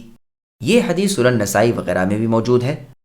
بیہقی میں عبداللہ بن مسعود رضی اللہ عنہ کی روایت سے ہے، فرماتے ہیں کہ جب رسول اللہ صلی اللہ علیہ وسلم کو معراج کرائی گئی تو آپ سدرۃ المنتہا تک پہنچے، جو 7ویں آسمان پر ہے۔ جو چیز چڑھے وہ یہیں تک پہنچتی ہے، پھر یہاں سے اٹھا لی جاتی ہے، اور جو اترے وہ یہیں تک اترتی ہے، پھر یہاں سے نیچے لے لی جاتی ہے۔ اس درخت پر سونے کی ٹڈیاں چھا رہی تھیں۔ رسول اللہ صلی اللہ علیہ وسلم کو 5 وقت کی نمازیں اور سورہ بقرہ کے آخری کی آیتیں دی گئیں، اور یہ کہ آپ کی امت میں سے جو شرک نہ کرے گا اس کے کبیرہ گناہ بھی بخش دیے جائیں گے۔ یہ روایت مسلم وغیرہ میں بھی ہے۔ مسند احمد کی ایک اور روایت، مسند احمد میں ابن مسعود رضی اللہ عنہ کی روایت ہے کہ جب شب معراج میں ابراہیم اور موسیٰ اور عیسیٰ علیہ السلام سے اللہ کے رسول صلی اللہ علیہ وسلم نے فرمایا، میں ملا، وہاں قیامت کے قائم ہونے کے خاص وقت کی بابت مذاکرہ ہوا۔ ابراہیم علیہ السلام نے لا علمی ظاہر کی کہ انہیں تو معلوم نہیں قیامت کب قائم ہوگی، تو کہا موسیٰ علیہ السلام سے پوچھو۔ انہوں نے بھی بے خبری ظاہر کی۔ پھر طے ہوا کہ عیسیٰ علیہ السلام پر رکھو۔ آپ نے فرمایا، یعنی عیسیٰ علیہ السلام نے، اس کے صحیح وقت کا علم تو بجز اللہ تعالیٰ کے کسی کو نہیں۔ ہاں یہ تو مجھ سے فرمایا گیا ہے کہ دجال نکلنے والا ہے، اس وقت میرے ساتھ 2 چھڑیاں ہوں گی، وہ یعنی دجال مجھے دیکھتے ہی سیسے کی طرح گھلنے لگے گا، آخر میری وجہ سے اللہ تعالیٰ اسے ہلاک کریں گے۔ پھر تو درخت پتھر بھی بول اٹھیں گے کہ اے مسلمان دیکھ، یہاں میرے نیچے ایک کافر چھپا ہوا ہے، آ اور اسے قتل کر۔ بس اللہ تعالیٰ ان سب کو ہلاک کریں گے۔ لوگ ٹھنڈے دلوں اپنے شہروں اپنے وطنوں میں لوٹ جائیں گے۔ اسی زمانے میں یاجوج و ماجوج نکلیں گے، جو ہر اونچائی سے کودتے پھاندتے آئیں گے، جو چیز پائیں گے غارت کر دیں گے، جو پانی دیکھیں گے پی جائیں گے۔ آخر لوگ تنگ آ کر مجھ سے شکایت کریں گے، میں اللہ تعالیٰ سے دعا کروں گا، اللہ ان سب کو ایک ساتھ ہی ہلاک کر دیں گے، لیکن زمین پر ان لاشوں کے تعفن کی وجہ سے چلنا پھرنا مشکل ہو جائے گا۔ اس وقت اللہ تعالیٰ بارش برسائیں گے جو ان کی لاشوں کو بہا کر سمندر میں ڈال دے گی۔ مجھے یہ خوب معلوم ہے کہ اس کے بعد ہی فوراً قیامت آ جائے گی، جیسے پورے دن کی حمل والی عورت ہو کہ نہ جانے صبح فارغ ہو جائے اپنے وضع حمل سے یا رات ہی کو۔ یہ روایت سنن ابن ماجہ نیز مستدرک حاکم میں بھی ہے۔ ایک لمبی روایت کا تذکرہ اور ایک حدیث میں ہے کہ رسول اللہ صلی اللہ علیہ وسلم کو جس رات مسجد حرام سے بیت المقدس کی مسجد تک پہنچایا گیا، اس رات آپ زمزم اور مقام ابراہیم کے درمیان تھے کہ جبرائیل علیہ السلام دائیں اور میکائیل علیہ السلام بائیں سے آپ کو اڑا لے گئے، یہاں تک آپ آسمان کی بلندیوں تک پہنچے۔ لوٹتے ہوئے آپ نے ان کی تسبیحیں ماں اور تسبیحوں کے سنی۔ یہ روایت اسی صورت کی آیت تسبح لہ السماوات السبع کی تفسیر میں آئے گی، یعنی سورہ بنی اسرائیل کی آیت نمبر 44۔ مسند احمد میں ہے کہ امیر المؤمنین عمر بن الخطاب رضی اللہ عنہ مقام جابیہ میں تھے، بیت المقدس کی فتح کا ذکر ہوا۔ آپ نے کعب رحمہ اللہ سے پوچھا کہ تمہارے خیال میں مجھے وہاں کس جگہ نماز پڑھنی چاہیے؟ کعب رحمہ اللہ نے فرمایا، اگر آپ مجھ سے پوچھتے ہیں تو میں تو کہوں گا کہ صخرہ کے پیچھے نماز پڑھیے تاکہ سارا بیت المقدس آپ کے سامنے رہے۔ عمر رضی اللہ عنہ نے فرمایا، تم نے وہی یہودیت کی مشابہت کی، میں تو اس جگہ نماز پڑھوں گا جہاں رسول اللہ نے پڑھی ہے۔ بس آپ نے آگے بڑھ کر قبلے کی طرف نماز ادا کی۔ بعد از ادائے نماز آپ نے صخرے کے آس پاس کے تمام کوڑا سمیٹا اور اپنی چادر میں باندھ کر باہر پھینکنا شروع کیا، اور اوروں نے بھی آپ کا ہاتھ بٹایا۔ پس عمر رضی اللہ عنہ نے تو صخرہ کی ایسی تعظیم کی جیسے یہود کرتے تھے کہ نماز بھی اسی کے پیچھے پڑھتے تھے، بلکہ اسی کو قبلہ بنا رکھا تھا۔ چونکہ کعب رحمہ اللہ بھی اسلام سے پہلے یہودی تھے، اسی لیے آپ نے ایسی رائے پیش کی تھی جسے خلیفۃ المسلمین نے ٹھکرا دیا، اور نہ آپ نے نصرانیوں کی طرح صخرے کی اہانت کی کہ انہوں نے تو اسے کوڑا کرکٹ ڈالنے کی جگہ بنا رکھا تھا، بلکہ آپ نے خود اس کے پاس سے کوڑا اٹھا کر پھینکا۔ یہ بالکل اس حدیث کے مشابہ ہے جس میں ہے کہ نہ تو قبروں پر بیٹھو نہ ان کی طرف نماز ادا کرو، جیسا کہ صحیح مسلم سنن ابی داؤد میں ہے۔ صحیح مسلم کی حدیث میں حطیم میں رسول اللہ صلی اللہ علیہ وسلم سے بیت المقدس کے سوالات کیے جانے اور پھر اس کے ظاہر ہو جانے کا واقعہ بھی ہے۔ اس میں بھی ان تینوں نبیوں سے ملاقات کرنے کا اور ان کے حلیے کا بیان ہے، اور یہ بھی ہے کہ آپ نے انہیں نماز میں کھڑا پایا۔ آپ نے مالک خازن جہنم کو بھی دیکھا اور انہوں نے یہی ابتداءً آپ سے سلام کیا۔ ان تمام احادیث کی واقفیت کے بعد، جن میں صحیح بھی ہیں حسن بھی ہیں، لیکن ضعیف کا ہم نے کچھ تذکرہ نہیں کیا، ان کو بالکلیہ چھوڑ دیا۔ لیکن جو ضعیف ہیں اور جن کا تذکرہ نہیں کیا گیا، کم از کم اتنا ضرور معلوم ہو گیا کہ رسول اللہ صلی اللہ علیہ وسلم کا مکہ مکرمہ سے بیت المقدس تک لے جانا ہوا، اور یہ بھی معلوم ہو گیا کہ یہ صرف ایک ہی مرتبہ ہوا ہے۔ گو راویوں کی عبارتیں اس باب میں مختلف الفاظ سے ہیں، گو ان میں زیادتی کمی بھی ہے۔ یہ کوئی بات نہیں، سوائے انبیاء علیہم السلام کے خطا سے پاک کون ہے؟ بعض لوگوں نے ہر ایسی روایت کو ایک الگ الگ واقعہ کہا ہے اور اس کے قائل ہوئے ہیں کہ یہ واقعہ کئی بار ہوا، لیکن یہ لوگ بہت دور نکل گئے اور بالکل انوکھی بات کہی اور نہ جانے کی جگہ چلے گئے، اور پھر بھی مطلب حاصل نہ ہوا۔ متأخرین میں سے بعض نے ایک اور ہی توجیہ پیش کی ہے، اور انہیں اس پر بڑا ناز بھی ہے۔ وہ یہ کہ ایک مرتبہ تو رسول اللہ کو مکے سے صرف بیت المقدس تک کی سیر ہوئی، ایک مرتبہ مکے سے آسمانوں پر چڑھائے گئے، اور ایک مرتبہ مکے سے بیت المقدس اور بیت المقدس سے آسمانوں تک۔ لیکن یہ قول بھی بہت دور کا اور بالکل غریب اور عجیب ہے۔ سلف میں سے تو اس کا قائل کوئی نہیں۔ اگر ایسا ہوتا تو خود رسول اللہ آپ ہی اسے کھول کر بیان فرما دیتے، اور راوی آپ سے اس کے بارے میں ہونے کی روایت کرتے۔ بقول زہری رحمہ اللہ، معراج کا یہ واقعہ ہجرت سے 1 سال پہلے کا ہے۔ عروہ بھی یہی کہتے ہیں، سدی کہتے ہیں 6 ماہ پہلے کا ہے۔ پس حق بات یہ ہے کہ رسول اللہ کو جاگتے میں نہ کہ خواب میں مکہ مکرمہ سے بیت المقدس تک کی اسرا کرائی گئی۔ اس وقت آپ براق پر سوار تھے۔ مسجد قدس کے دروازے پر آپ نے براق کو باندھا، وہاں جا کر اس کے قبل رخ تحیت المسجد کے طور پر 2 رکعت نماز ادا کی۔ پھر معراج لائی گئی جو درجوں والی ہے اور بطور سیڑھی کے ہے۔ اس سے آپ آسمان دنیا پر چڑھائے گئے، پھر 7 آسمان پر پہنچائے گئے۔ ہر آسمان کے مقربین اللہ تعالیٰ سے ملاقاتیں ہوئیں۔ انبیاء علیہم السلام سے ان کے منازل و درجات کے مطابق سلام علیک ہوئی۔ 6 آسمان میں کلیم اللہ موسیٰ علیہ السلام سے، اور 7ویں میں خلیل اللہ ابراہیم علیہ السلام سے ملاقاتیں ہوئیں۔ پھر ان سے بھی آگے بڑھ گئے صلوات اللہ علیہ اجمعین، یہاں تک کہ آپ مستویٰ میں پہنچے جہاں قضاء و قدر کی قلموں کی آوازیں آپ نے سنی۔ سدرۃ المنتہا کو دیکھا جس پر عظمت الہی چھا رہی تھی، سونے کی ٹڈیاں اور طرح طرح کے رنگ اس پر نظر آ رہے تھے، فرشتے چاروں طرف سے گھیرے ہوئے تھے۔ وہیں پر آپ نے جبرائیل علیہ السلام کو ان کی اصلی صورت میں دیکھا، 600 پر تھے۔ وہیں آپ نے زفرف سبز رنگ کا دیکھا، جس نے آسمان کے کناروں کو ڈھک رکھا ہے۔ بیت المعمور کی زیارت کی جو خلیل اللہ ابراہیم علیہ السلام کے زمینی کعبے کے ٹھیک اوپر آسمانوں پر ہے، یعنی آسمانی کعبہ ہے۔ خلیل اللہ ابراہیم علیہ السلام اس سے ٹیک لگائے بیٹھے ہوئے تھے۔ اس میں ہر روز 70,000 فرشتے عبادت الہی کے لیے جاتے ہیں، مگر جو آج گئے پھر ان کی باری قیامت تک نہیں آتی۔ رسول اللہ نے جنت و دوزخ دیکھی۔ یہیں اللہ تعالیٰ رحمان الرحیم نے 50 نمازیں فرض کر کے پھر تخفیف کر دی اور 5 رکھیں جو خاص اللہ کی رحمت تھی۔ اس سے نماز کی بزرگی اور فضیلت بھی صاف طور پر ظاہر ہے۔ پھر آپ واپس بیت المقدس کی طرف اترے اور آپ کے ساتھ تمام انبیاء بھی اترے۔ وہاں آپ نے ان سب کو نماز پڑھائی جبکہ نماز کا وقت ہو گیا۔ ممکن ہے وہ اس دن کی صبح کی نماز ہو۔ ہاں، بعض حضرات کا قول ہے کہ امامت انبیاء آپ نے آسمانوں میں کی، لیکن صحیح روایت سے بظاہر یہ واقعہ بیت المقدس کا معلوم ہوتا ہے۔ گو بعض روایتوں میں یہ بھی آیا ہے کہ جاتے ہوئے آپ نے نماز پڑھائی، لیکن ظاہر یہ ہے کہ آپ نے واپسی میں امامت کرائی۔ اس کی ایک دلیل تو یہ ہے کہ جب آسمانوں پر انبیاء سے رسول اللہ کی ملاقات ہوتی ہے تو آپ ہر ایک کی بابت جبرائیل علیہ السلام سے پوچھتے ہیں کہ یہ کون ہے۔ اگر بیت المقدس میں ہی ان کی امامت آپ نے کرائی ہوتی تو اب چندہ اس سوال کی ضرورت نہیں رہتی۔ دوسرے یہ کہ سب سے پہلے اور سب سے بڑی غرض تو بلندی پر اللہ تعالیٰ کے حضور میں حاضر ہونا تھا، تو بظاہر یہی بات سب پر مقدم تھی۔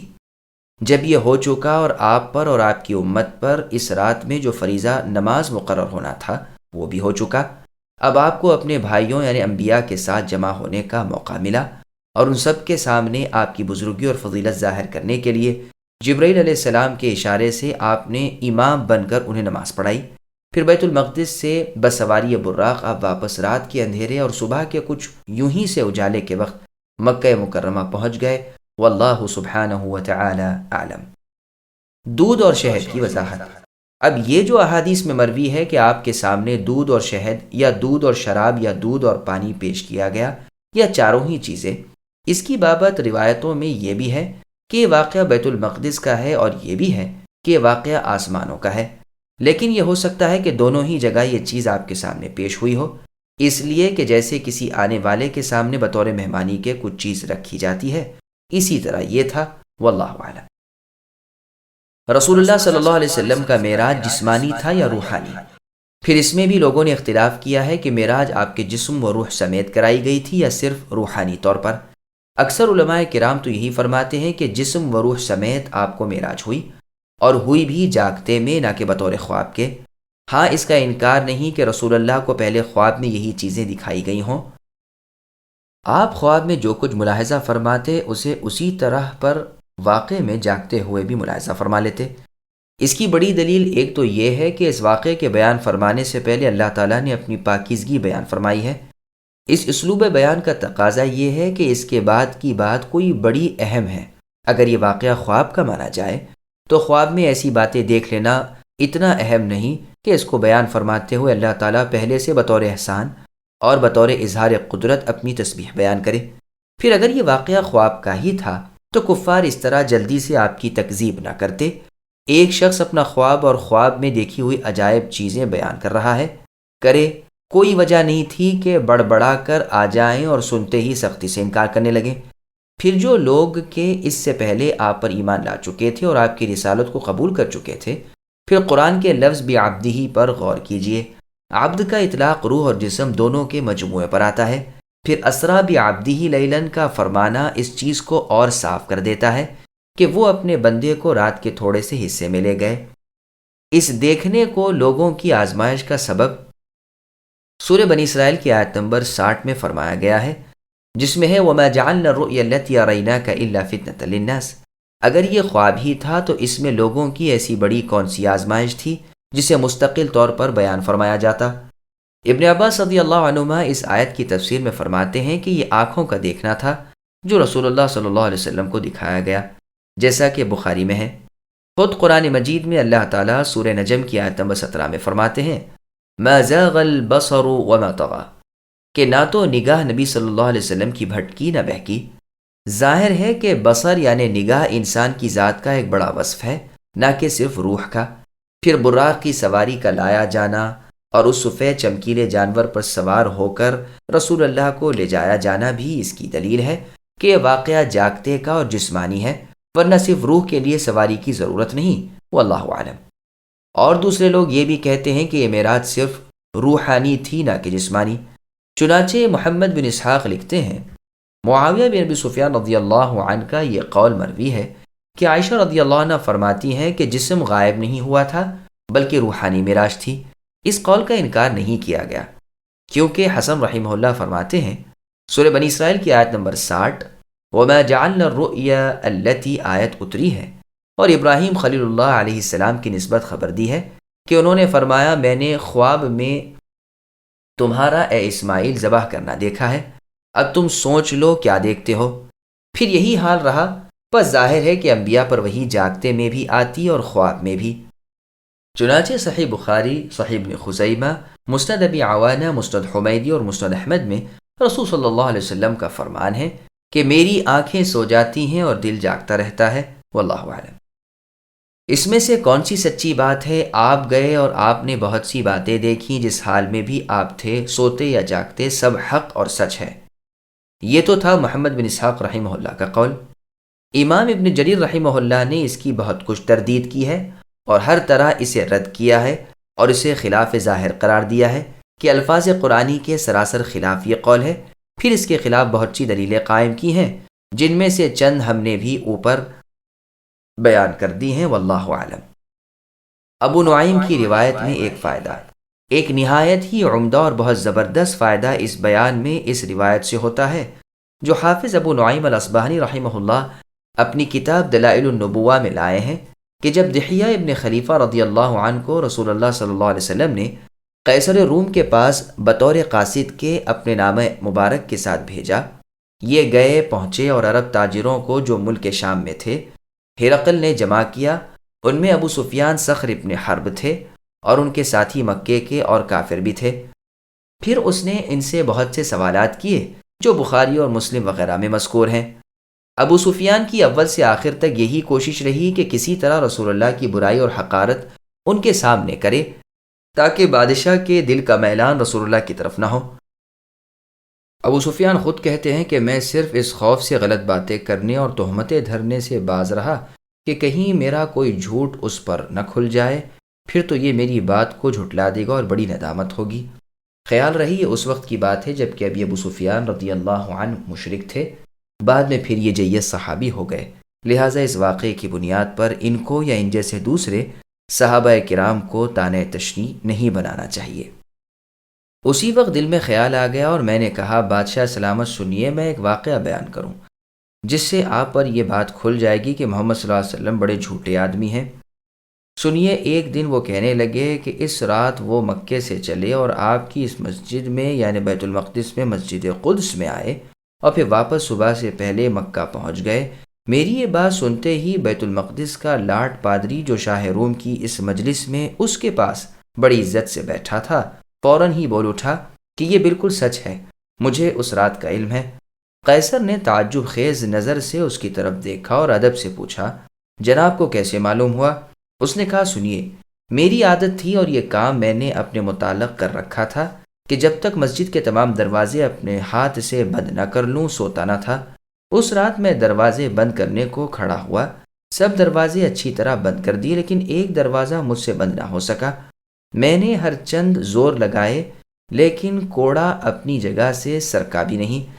میں نے اسی وقت اپنے آدمیوں کو آواز دی، وہ آئے، ہم سب نے مل کر طاقت لگائی لیکن سب کے سب ناکام رہے۔ بس یہ معلوم ہو رہا تھا کہ گویا ہم کسی پہاڑ کو اس کی جگہ سے سرکانا چاہتے ہیں، وہ چسکا تک نہیں، ہلا بھی تو نہیں۔ میں نے بڑے ہی بلوائے، انہوں نے دیکھا بھالا، ترکیبیں کیں، کوششیں کیں، لیکن وہ بھی ہار گئے اور کہنے لگے صبح پر رکھیے۔ چنانچہ وہ دروازہ اس شب یوں ہی رہا، دونوں کواڑ بالکل کھلے رہے۔ میں صبح ہی اس دروازے کے پاس گیا تو دیکھا کہ اس کے پاس کونے میں جو چٹان پتھر کی تھی اس میں ایک سوراخ ہے، اور ایسا معلوم ہوتا ہے کہ اس میں رات کو کسی نے کوئی جانور باندھا ہے، اس کے اثر اور نشان موجود تھے۔ میں سمجھ گیا اور میں نے اسی وقت اپنی جماعت سے کہا کہ آج کی رات یہ ہماری مسجد کسی نبی کے لیے کھلی رکھی گئی اور اس نے یہاں ضرور نماز ادا کی ہے، یہ حدیث بہت لمبی ہے۔ ابو الخطاب عمر ابن دحیہ رحمہ اللہ اپنی کتاب التنویر فی مولد السراج المنیر میں انس رضی اللہ عنہ کی روایت سے معراج کی حدیث وارد کر کے اس کے متعلق نہایت عمدہ کلام کر کے پھر فرماتے ہیں معراج کی حدیث متواتر ہے۔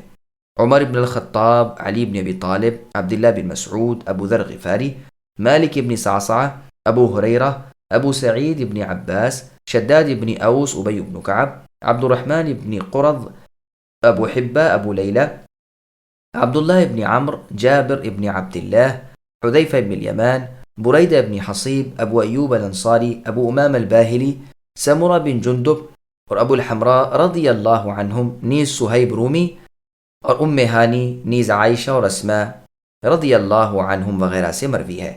ان میں سے بعض نے تو اسے مطول بیان کیا ہے یعنی تفصیل سے، اور بعض نے مختصراً۔ گو ان میں سے بعض روایتیں سندن صحیح نہیں، لیکن بالجملہ صحت کے ساتھ واقع معراج ثابت ہے اور مسلمان اجماعی طور پر اس کے قائل ہیں۔ ہاں بے شک زندیق اور ملحد لوگ اس کے منکر ہیں، وہ اللہ تعالیٰ کے نورانی چراغ کو اپنے منہ کی پھوکوں سے بجھانا چاہتے ہیں، لیکن وہ پوری روشنی کے ساتھ چمکتا ہوا ہی رہے گا، گو کافروں کو برا لگے۔ وآتينا موسى الكتاب وجعلناه هدى لبني إسرائيل ألا تتخذوا من دوني وكيلا ذرية من حملنا مع نوح إنه كان عبدا شكورا وقضينا إلى بني إسرائيل في الكتاب لتفسدن في الأرض مرتين ولتعلن علوا كبيرا فإذا جاء وعد أولاهما بعثنا عليكم عبادا لنا أولي بأس شديد فجاسوا خلال الديار وكان وعدا مفعولا ثم رددنا لكم الكرة عليهم وأمددناكم بأموال وبنين وجعلناكم أكثر نفيرا إن أحسنتم أحسنتم لأنفسكم وإن أسأتم فلها فإذا جاء وعد الآخرة ليسوءوا وجوهكم وليدخلوا المسجد كما دخلوه أول مرة وليتبروا ما علوا تتبيرا عسى ربكم أن يرحمكم وإن عدتم عدنا وجعلنا جہنم للکافرین حصیرا۔ اور ہم نے موسیٰ علیہ السلام کو کتاب دی اور انہیں بنی اسرائیل کے لیے ہدایت بنا دیا کہ تم میرے سوا کسی کو اپنا کارساز نہ بنانا، اے ان لوگوں کی اولاد جنہیں ہم نے نوح کے ساتھ چڑھا لیا تھا۔ نوح تو ہمارے بڑے ہی شکر گزار بندے تھے۔ ہم نے بنی اسرائیل کے لیے ان کی کتاب میں صاف فیصلہ کر دیا تھا کہ تم زمین میں دوبارہ فساد برپا کرو گے اور تم بڑی زبردست زیادتیاں کرنے لگو گے۔ ان دونوں وعدوں میں سے پہلے کے آتے ہی ہم تمہارے مقابلے پر اپنے بندوں کو اٹھا کھڑا کریں گے جو بڑے ہی لڑاکا ہوں گے، بس وہ تمہارے گھروں کے اندر تک پھیل پڑیں گے۔ اللہ تعالیٰ کا یہ وعدہ پورا ہونا ہی تھا۔ پھر ہم ان پر تمہارا غلبہ پھیریں گے اور مال اور اولاد سے تمہاری مدد فرمائیں گے اور تمہیں بڑے جتھے والا کر دیں گے۔ اگر تم نے اچھے کام کیے تو خود اپنے ہی فائدے کے لیے اچھے کام کرو گے، اور اگر تم نے برائیاں کی تو بھی اپنے ہی لیے۔ پھر جب دوسرا وعدہ آئے گا تو وہ تمہارے چہرے بگاڑ دیں گے اور پہلی دفعہ کی طرح پھر اسی مسجد میں گھس جائیں گے اور جس جس چیز پر قابو پائیں گے توڑ پھوڑ کر جڑ سے اکھاڑ دیں گے۔ تمہاری رب اللہ تعالیٰ تو اس بات پر ہیں کہ تم پر رحم کریں۔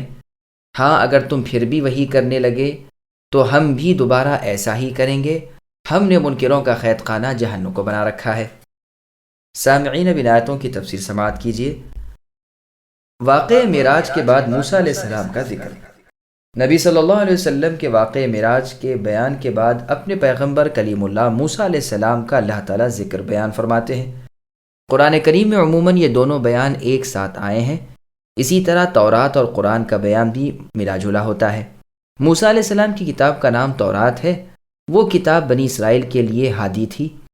انہیں حکم ہوا تھا کہ اللہ تعالیٰ کے سوا کسی اور کو ولی اور مددگار اور معبود نہ سمجھیں۔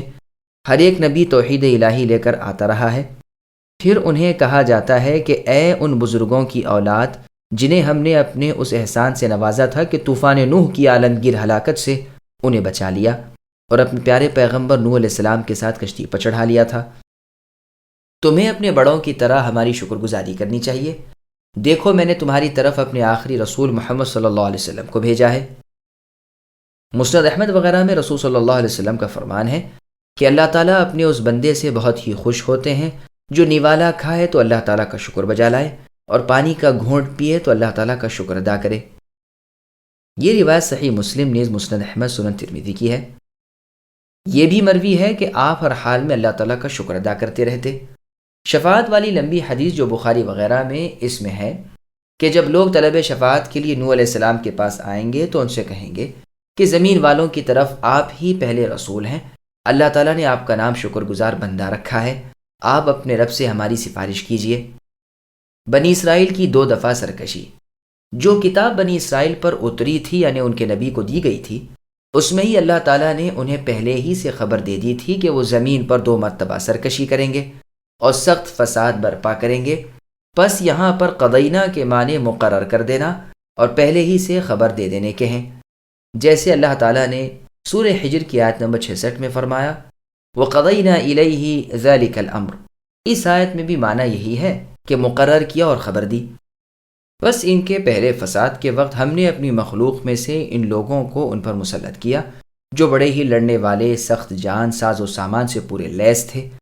وہ ان پر چھا گئے، ان کے شہر چھین لیے، لوٹ مار کر کے ان کے گھروں تک کو خالی کر کے بے خوف و خطر واپس چلے گئے۔ اللہ تعالیٰ کا وعدہ پورا ہونا ہی تھا۔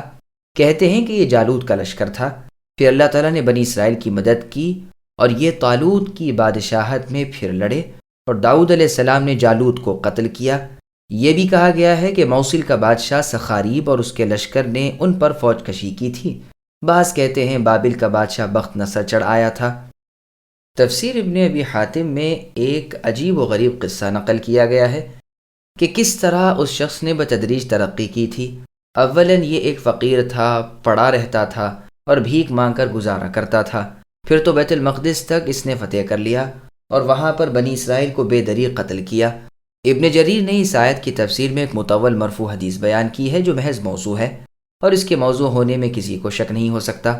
تعجب ہے کہ باوجود اس قدر وافر علم کے امام ابن جریر رحمہ اللہ نے حدیث وارد کر دی، اللہ انہیں معاف فرمائے۔ ہمارے استاد شیخ حافظ علامہ ابو الحجاج المزی رحمہ اللہ نے اس کے موضوع ہونے کی تصریح کی ہے اور کتاب کی حاشیے پر بھی لکھ دیا ہے۔ اس بارے میں بنی اسرائیل کی روایتیں بھی بہت سی ہیں، لیکن ہم انہیں وارد کر کے بے فائدہ اپنی کتاب کو طول دینا نہیں چاہتے، کیونکہ ان میں سے بعض تو موضوع ہیں اور بعض گو ایسی نہ ہو، لیکن بحمد اللہ ہمیں ان روایتوں کی کوئی ضرورت نہیں۔ کتاب اللہ ہمیں اور تمام کتابوں سے بے نیاز کر دینے والی ہے۔ اللہ کی کتاب اور اللہ کے رسول صلی اللہ علیہ وسلم کی ثابت شدہ حدیثوں نے ہمیں ان چیزوں کا محتاج نہیں رکھا۔ بیت المقدس پر قبضہ، مطلب صرف اس قدر ہے کہ بنی اسرائیل کی سرکشی کے وقت اللہ نے ان کے دشمن ان پر مسلط کر دیے، جنہوں نے انہیں خوب مزہ چکھایا، بری طرح درگت بنائی، ان کے بال بچوں کو تہ تیغ کیا، انہیں اس قدر ذلیل کیا کہ ان کے گھر تک میں گھس کر ان کا ستیہ ناش کیا اور ان کی سرکشی کی پوری سزا دی۔ بنی اسرائیل نے بھی ظلم و زیادتی میں کوئی کسر نہیں رکھی تھی۔ عوام تو عوام، انہوں نے نبیوں کو تک مار ڈالا، علماء کو برسر بازار قتل کیا تھا۔ بخت نصر ملک شام پر غالب آیا، بیت المقدس کو ویران کر دیا، وہاں کے باشندوں کو قتل کیا، پھر دمشق پہنچا۔ یہاں دیکھا کہ ایک سخت پتھر پر خون جوش مار رہا ہے، پوچھا یہ کیا ہے؟ لوگوں نے کہا ہم نے تو اسے باپ دادوں سے اسی طرح دیکھا ہے، یہ خون برابر ابلتا رہتا ہے، ٹھہرتا نہیں۔ اس نے وہیں پر قتل عام شروع کر دیا، 70,000 مسلمان وغیرہ اس کے ہاتھوں یہاں قتل ہوئے، پس وہ خون ٹھہر گیا۔ یہ روایت تفسیر میں جریر طبری کی ہے۔ بخت نصر نے علماء اور حافظوں کو اور تمام شریف اور ذی عزت لوگوں کو بے دردی سے قتل کیا، ان میں کوئی بھی حافظ تورات نہ بچا۔ پھر قید کرنا شروع کیا، ان قیدیوں میں نبی زادے بھی تھے۔ غرض ایک لرزہ خیز ہنگامہ ہوا، لیکن چونکہ صحیح روایتوں سے بلکہ صحت کے قریب والی روایتوں سے بھی تفصیلات نہیں ملتی، اس لیے ہم نے انہیں چھوڑ دیا ہے، واللہ عالم۔ پھر آگے اللہ فرماتے ہیں، نیکی کرنے والا دراصل اپنا ہی بھلا کرتا ہے اور برائی کرنے والا حقیقت میں اپنا ہی برا کرتا ہے، جیسے اللہ تعالیٰ نے سورہ حامیم سجدہ کی آیت نمبر 46 میں فرمایا، من عمل صالحا فلنفسه ومن اساء فعليها، کہ جو شخص نیک کام کرے وہ اس کے اپنے لیے ہے اور جو برائی کرے اس کا بوجھ بھی اسی پر ہے۔ پھر جب دوسرا وعدہ آیا اور پھر بنی اسرائیل نے اللہ تعالیٰ کی نافرمانیوں پر کھلے عام کمر کس لی اور بے باکی اور بے حیائی کے ساتھ ظلم کرنے شروع کر دیے، تو پھر ان کے دشمن چڑھ دوڑے کہ وہ ان کی شکلیں بگاڑ دیں اور بیت المقدس کی مسجد جس طرح پہلے انہوں نے اپنے قبضے میں کر لی تھی اب پھر دوبارہ کر لیں، اور جہاں تک بن پڑے ہر چیز کا ستیہ ناش کر دیں۔ چنانچہ یہ بھی ہو کر رہا، تمہارے رب تو ہیں ہی رحم و کرم کرنے والے، اور اللہ سے نا امیدی نازیبا ہے، بہت ممکن ہے کہ پھر سے دشمنوں کو پست کر دے۔ ہاں یہ یاد رہے کہ ادھر تم نے سر اٹھایا ادھر ہم نے تمہارا سر کچلا، ادھر تم نے فساد مچایا ادھر ہم نے تمہیں برباد کیا۔ یہ تو ہوئی دنیاوی سزا، ابھی آخرت کی زبردست اور غیر فانی سزا باقی ہے۔ جہنم کافروں کا قید خانہ ہے جہاں سے نہ وہ نکل سکیں نہ بھاگ سکیں، ہمیشہ کے لیے ان کا اوڑھنا بچھونا یہی آگ ہوگی۔ قتادہ رحمہ اللہ فرماتے ہیں، پھر بھی انہوں نے سر اٹھایا اور اکثر فرمان الہی کو چھوڑا اور مسلمانوں سے بھیڑ گئے، تو اللہ تعالیٰ نے امت محمد صلی اللہ علیہ وسلم کو ان پر غالب کیا اور انہیں ذلیل ہو کر جزیہ دینا پڑا۔